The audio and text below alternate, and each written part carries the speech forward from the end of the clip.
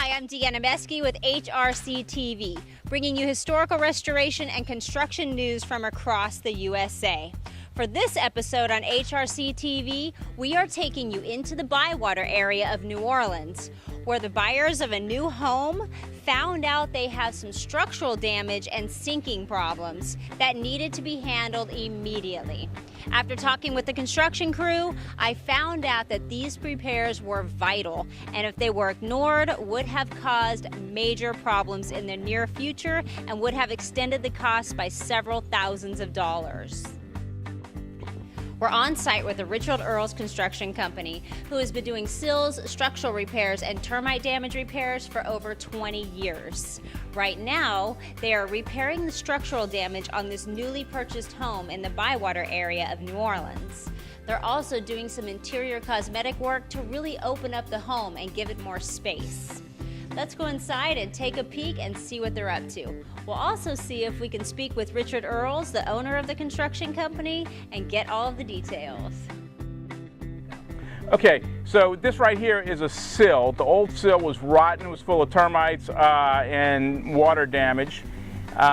This is a joist. Your joist actually holds your floor up, and these are your studs. In the old days, they did what was called balloon framing, where the studs actually went all the way down to the sills.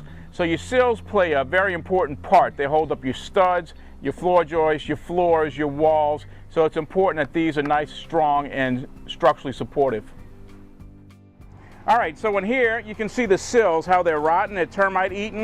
You can see the termite trails on them. So what we did is we took the rotten sills that were underneath the house and we changed them out. We put new pressure treated lumber in there. And then we also added some new structural supports, some new piers, for some added support for the house so that it won't sink and that it'll be structurally stable. All right, so and this was the kitchen. This was a double.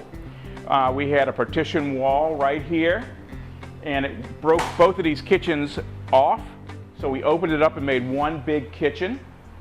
And what we did right here is we opened up this section of the wall, which was a load-bearing wall, installed this header across the top, and then supported it all the way down, which also opened the kitchen up into the living room. All right, so I'm still in the kitchen. What we did was we created a pass-through to the living room through the kitchen, because before it was just all blocked off, a solid wall.